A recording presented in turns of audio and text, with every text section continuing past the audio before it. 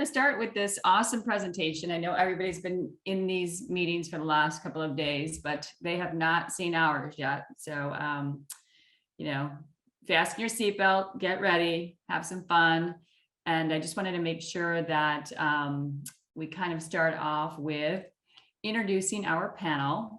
First, the name of our session here is Merchant Acquiring Trends, AI, Cloud, and Embedded Processing. So I wanted to introduce the panel here and have them share a little bit about who they are, what they do. And I'll let Darren go first. Tell us a little bit about yourself. Thanks, Laura. So Darren Beyer, Chief Product and Strategy Officer for Colo. And I've got about, personally, I've got about 20 years in the payments industry, mostly on the issuing side of the equation, but also on payments and some on the acquiring or inbound side. Colo is a payment processor, sort of a one-stop shop, cloud-based issuing and acquiring processor, and we're sort of first party for card issuing, card acquiring, push to debit, pull from debit, ACH, RTP, et cetera. And we built that all under one platform and roll that out for fintech clients. That's great. Very cool. Christina Garcia, she hails from Richmond and she used to live in Chicago. Christina, tell us a little bit about you and your position and your job. I'm happy to be here. Christina Garcia. I am the Senior Director of Engineering for Capital One. I am in our card line of business, and I am responsible for our card acquisition authorizations platform. So my platform handles all of the payment transactions that customers make in their purchases. That includes running credit models and scoring and all of the fraud models and scoring. I have had many, many years in payments, both on the retail side as well as their side of the house. I won't say how many years because the lady never reveals her age. But having been it from both ends, I really understand the customer journey and how important it is to ensure that customer transactions are frictionless but secure. So I'm happy to be here and share some of my industry knowledge. Well, I got to say, Christina, you are not yet 50 because you'd probably be wearing glasses. So that's usually a telltale sign.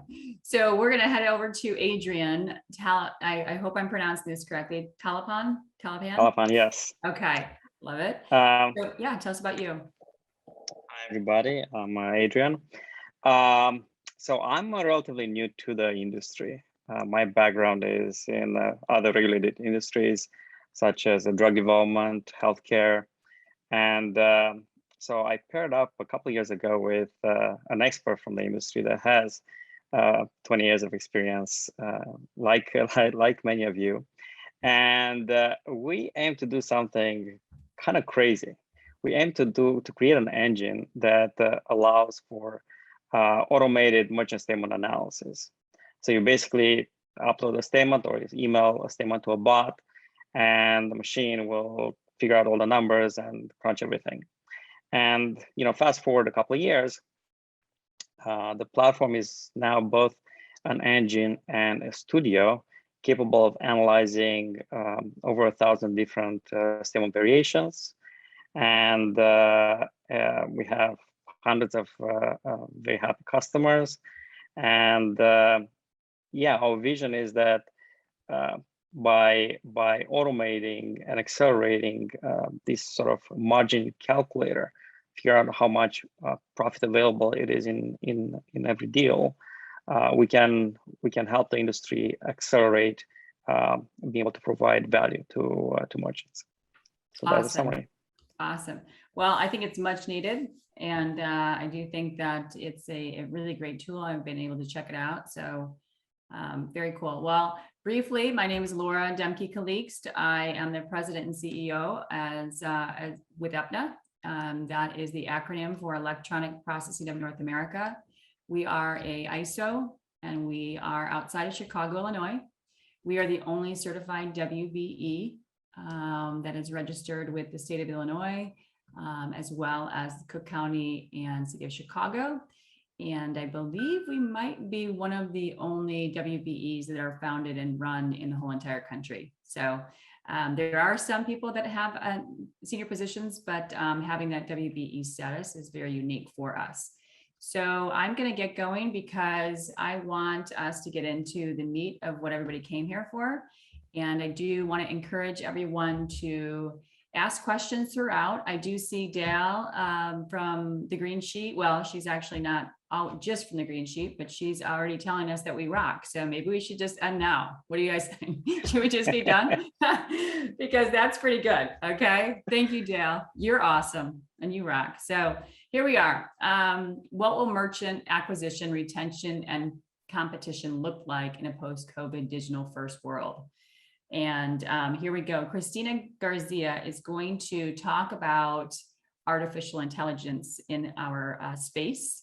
And we have a couple of questions here, but Christina, if you want me to go over these, or if you just want to directly, discuss them, we have broken this presentation up into 3 sections with 3 of our speakers, and then feel free to ask questions. But Christina, if you wanted to kind of just talk about maybe your experience and some of these and how you would answer some of these, we would really appreciate it. Sure. I think, with technology in general, it's really about what is the problem we're trying to solve and how do we do so in a way that protects our customers, their data, their interests, right? There is a balance between helping and being creepy. Finding the right balance as a company is really about navigating the problem statement. One of the areas that companies have been investing in artificial intelligence is in bots. Capital One, for instance, has Eno. This is an artificial bot that enables customers to interact in a very friendly way to predict what they're asking information about. It could be about statements, it could be about payments made, about a transaction. Eno also predicts things that will be happening with them with regard to previous transactions that they've had in back to school, Christmas, stuff like that. So they'll make recommendations. So there's a lot of companies investing in bots to help customers kind of self-service themselves anytime, any day, and really be there for them. There's also these bots that help them identify where there might be transaction mistakes. Did you intend to leave a 30% tip? Did you get double charged for something? I know that I've gotten a number of notifications after like a couple Apple Pays that are like the same dollar amount from my kids' accounts in and they're like, hey, this looks like you got double charged. I was like, no, they just bought the same Apple, product pack. But that's an incredible way where we're using artificial intelligence to help our customers identify in advance proactively what they might not look for or they might not catch on a statement before it's too late, so that they can get alerted to potential fraud or other areas where they can take action if they need to in a very easy kind of friendly way. It's not overly it's not overly brother. It's just kind of like, hey, are you aware? Was this helpful? And the was this helpful is an incredible way for companies to interact with their customers and learn more, so that certain customers may get more presence and more activity from these bots than others based on that interaction that they have with the customers. Another area where artificial intelligence is becoming extremely big as we learn more and have more access to data is in fraud detection. Our algorithms in detecting fraud are better than they've ever been in being able to really identify what transactions are fraudulent so that our customers aren't finding out. We're just stopping them in advance. Payments fraud as well, like our customers, fraudulently posting payments to their transactions to do additional open to buys. All of these are ways in which we're using data to, be really intelligent in acting on behalf of customers in a very positive and secure way. This helps from a credit card processing perspective. It keeps, interchange low because, a lot of those fees come from fraud covering all of those costs. And the more that we can solve for fraudulent transactions and be ahead of the game, the more customers will benefit from not having to deal with them. And then from the lost costs that we can recover from them as well. So those are the biggest areas that we're seeing from an artificial intelligence perspective that are operating in the customer's best interest. Now, there's other, ways that, companies may be looking at artificial intelligence around payments and how is it I can prompt coupons and stuff like that. Those are still being advanced, but I'm not seeing them in the trends be as connected and, realized from a value perspective for the customers and merchants and card payments and other banks as, say, those bots and the models that operate to protect customers from fraud. I think And that's great. I think that's very important to think about too, as we're all in this, payment space, is the need to be forward thinking about what could possibly be next and what do we see that's coming down.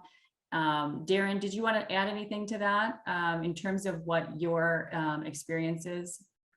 Well, I think that, there's a couple of interesting things that come into play, that are tangential to this, but it's, when almost everybody has a smartphone in their hands and they're walking into a merchant and you look at, what are the opportunities when you're in a brick and mortar scenario to a combination of, number one, allow the user up front, and we'll be talking about this a little bit more later, but allowing the user up front to choose, not just how they want to pay, but how they want to repay for that transaction. Everybody knows how to pull out and pay for pull out a card or pull out your phone and pay for goods and services using a card. But are there other opportunities outside that? And we'll be talking a little bit about this around the buy now, pay later stuff and how you can sort of intercept that transaction before it actually goes through and settles and does everything else it's going to do behind the scenes to allow the user to have more options and going back the other way. The other side of it is, is when you get into corporate type payments. And I think we're doing we will be doing a lot of talking around the consumer side of things, but corporate payment, commercial payments are really interesting to look at as well, and building in intelligence into how those are used. One of my favorite examples of this, is with the new Visa Fleet 2.0 stuff that's coming out. And more companies are now getting into the fleet card realm. This is where you give fuel cards essentially, but open loop fuel cards usable anywhere to your drivers. Well, one of the traditional problems with this has been, you could use that card to load up your personal truck instead of your corporate truck. So you've got, schemes that are coming out that are doing things like, well, we're going to know where you are from your phone, and we're going to know where your truck is, your business truck is, from the digital logbooks and the real-time access to digital logs to give you GPS data. Are those two in the same place? If the answer is yes, we're going to allow this to go through. And if the answer is no, we're going to decline it, right? These are the kind of things that are really starting to not just attack what traditionally you think of as fraud, or traditionally you think of as consumer choice and those type of things, which has been around the payment mechanism. But it's looking at other things from consumers. How do you repay? It's looking at things from the business side of protecting against friendly fraud. And the things where, your own employees are milking you and probably have been milking you for thousands of dollars over the years and you don't even know it, right? And these are things that are coming into play to help address those type of things as well.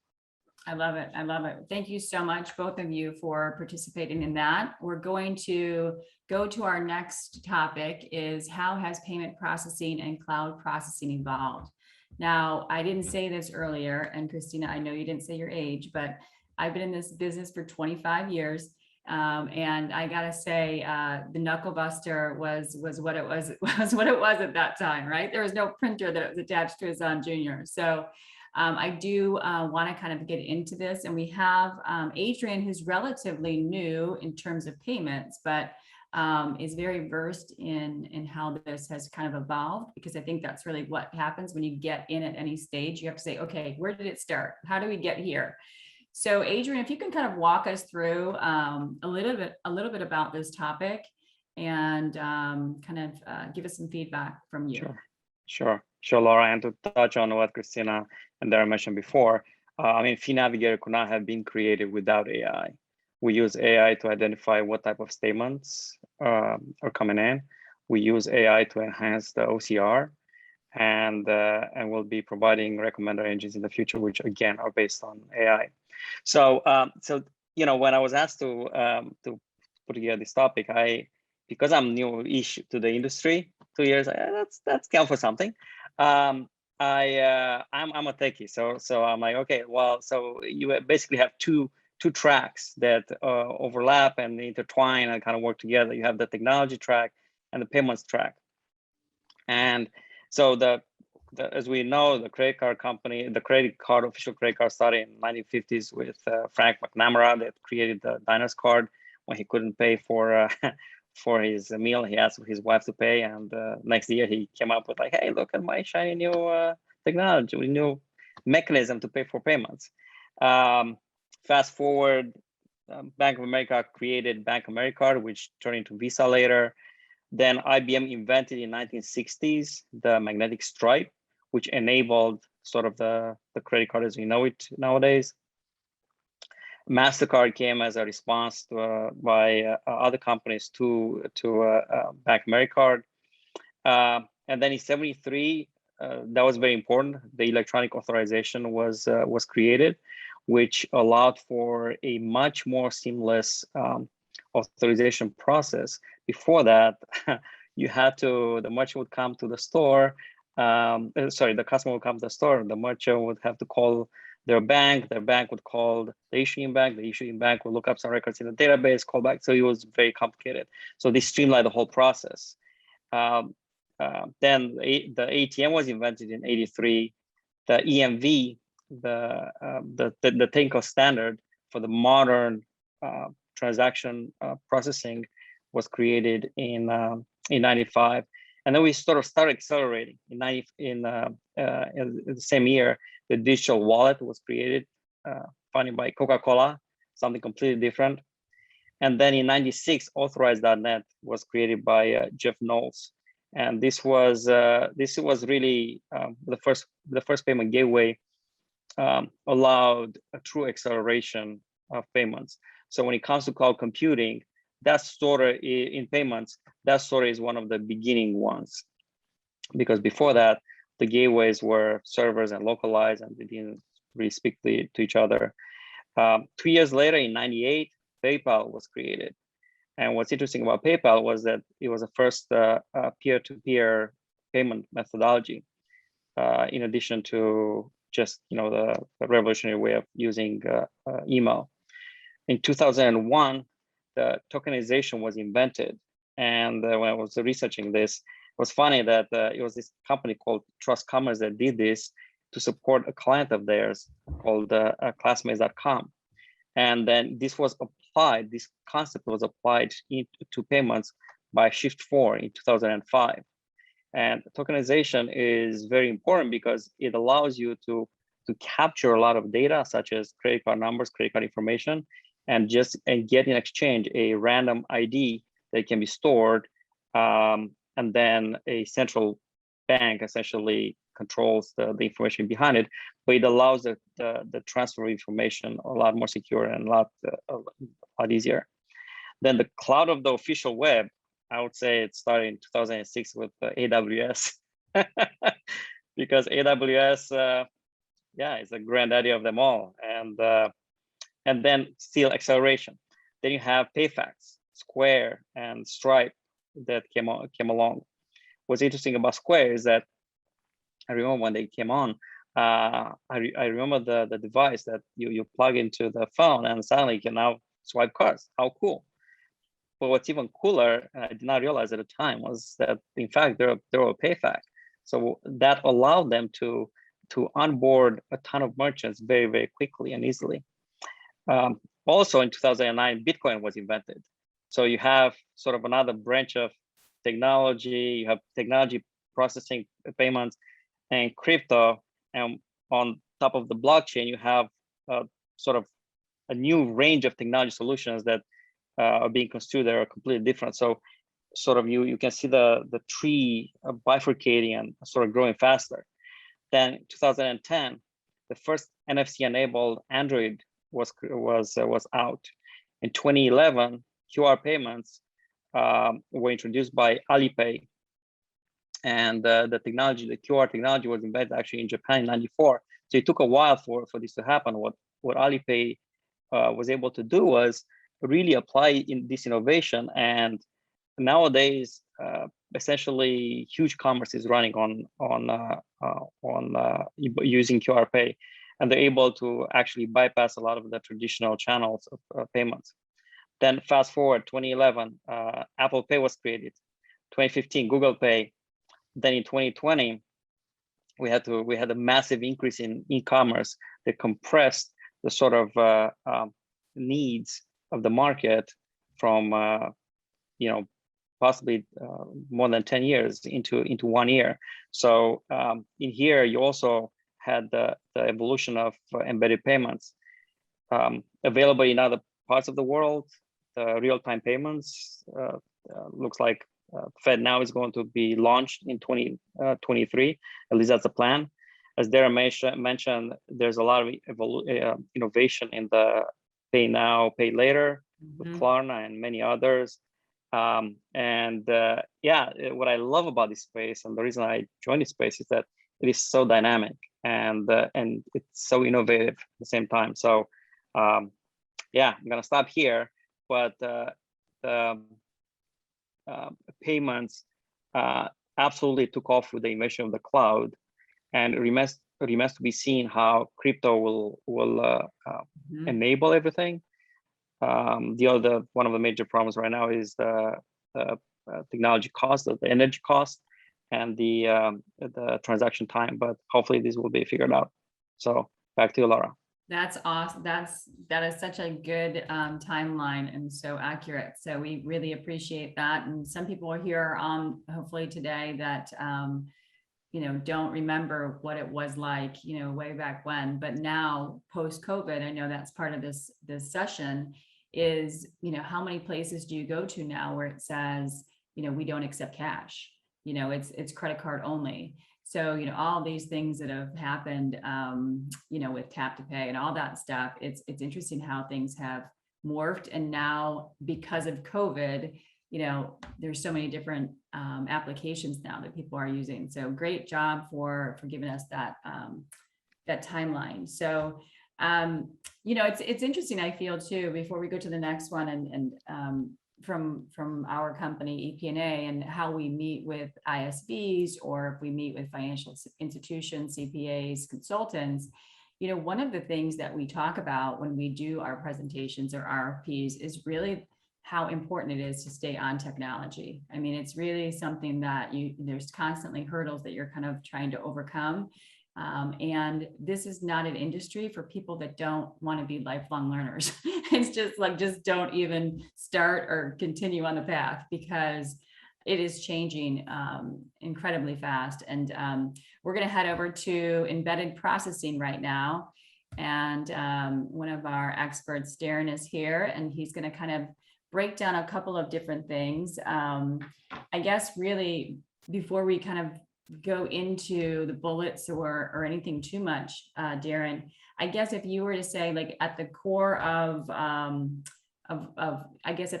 what are embedded payments, and can you kind of just give a brief overview before we dig in deep to other things, just in case the name doesn't sound familiar to people? Sure. I mean, at its core, and I think that, by the way, you'll talk to a number of different people and get different definitions. My definition of it is taking what would otherwise be clunky and or difficult to engage with payment mechanisms and embedding them directly into some form of software, hardware, et cetera, that facilitates that type of payment so that you don't have to, go and do, a significant amount of integration yourself to make this happen. You end up having providers that can drop these modules into ERP systems or into even point of sale systems potentially. To be able to facilitate payments in a manner that you have not been traditionally used to facilitating payments. So I think one of the things that's interesting about this, by the way, is ACH has been around forever, right? For a long period of time. Card's been around for a pretty long period of time as well. But what's really interesting is you saw this graduation of people primarily paying with cash. You'd make business payments with ACH. You started to get into card, and then it's all been card since then. And now what's happening is you're seeing this devolvement again. It's coming back where, well, gosh, people are paying now with things like ACH and replacement mechanisms like RTP, FedNow, and those kind of things, where it's now saying, well, gosh, card's expensive. right? It costs a lot of money to, if you're a fresh up Square or Stripe merchant, you're paying just under 3%.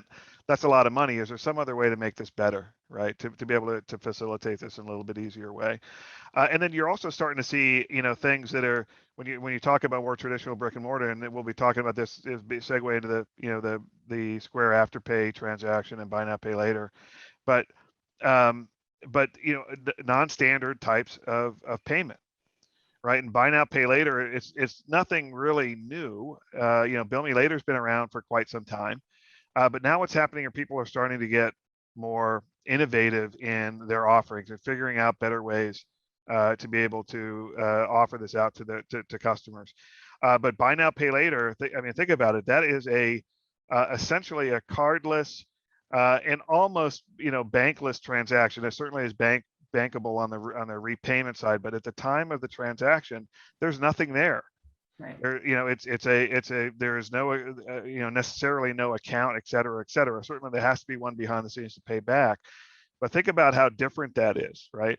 And I've always looked at this as a way, traditionally people have looked at this as a loan, et cetera. And I think there's a new way of looking at it, much the way that earned wage access, which is a way to get access to your pay that you've earned but haven't been paid for yet, is a way of smoothing income on the inside. So you can sort of smooth out how you get paid, when you get paid, et cetera. Buy now, pay later just becomes a smoothing of expense, right? And so I think this is, and we're seeing this again with the valuation that Afterpay got from Square to the acquisition, is there's a lot of people, a lot of believers, and count me as one of them, who see this as being a sea change in how payments are conducted, not just online, by the way, which is where traditional buy now, pay later has taken place. By the way, it's weird to call it traditional because it's still relatively new, but traditionally where it's taken place. And now it's starting to change. It's starting to move into, well, what about doing it on the issuing side, right? Where maybe there's a card or something that accesses a buy now, pay later account, for lack of a better word, where you can utilize a card to authorize the transaction, but behind the scenes, what's happening is you're paying that back over time. May sound like a credit card, but it's different. It's a different mechanism to allow this to happen. So there's, again, a lot of changes taking place. It's going to be very interesting to see where this entire space as a whole sort of levels out as we move forward. But specifically around the Square Afterpay, you can think of a couple different models. And I alluded to one of these earlier. One is, let's say I'm a Square Cash constituent. So I've got a Square Cash account. I walk into a Square enabled merchant. They'll know who I am before I check out. They can ask me as I'm checking out, do I want this transaction to be buy now, pay later, or do I want it to go straight through to my Square Cash account? And if you say I want it to go straight through to my Square Cash, it goes like a normal card. Otherwise, it never even hits your Square Cash account. It's a dramatic change in how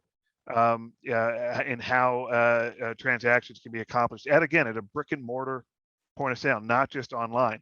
And then likewise, again, we're talking about companies that are attacking it from the issuing side. And I think Square now has that opportunity because you've got all these Afterpay merchants, but you've also got all these Afterpay customers who you can now use that as a sort of Trojan horse to get the full suite of Square products, into these customers, whether they're merchants or consumers' hands. I think the traditional quote unquote is really something that, the past is the past now. So I think it's such a great job. So I know we might have some questions. I have a couple of things here that have come in and just wanted to kind of talk to it real quick. Something about the cloud that we talked, with Adrian, just like in terms of, the timeline, but really, Darren, can you give us a little bit of insight that you feel when you talk about payments in the cloud, are they really in the cloud? Like, can you give us a little bit about that, your feedback on that? Yeah, a lot of it depends on where you're talking about cloud, where in the life cycle is. What I can do is I'll talk about where we are. So we're the first cloud-based, 100% cloud-based issuing processor, which means everything, including our HSMs, which stands for host security modules. We designed and built our own virtual HSMs for the first time ever in the payments industry. Literally a month before we launched, there was a company that does hardware HSMs who said that virtual HSMs weren't possible. And a month later, we launched with them. What does this mean? Well, for somebody who is, say, 90% in the cloud, it's fine. You get the efficiencies of being able to scale up on that 90%, but that 10% is still hardware based. And what does that mean?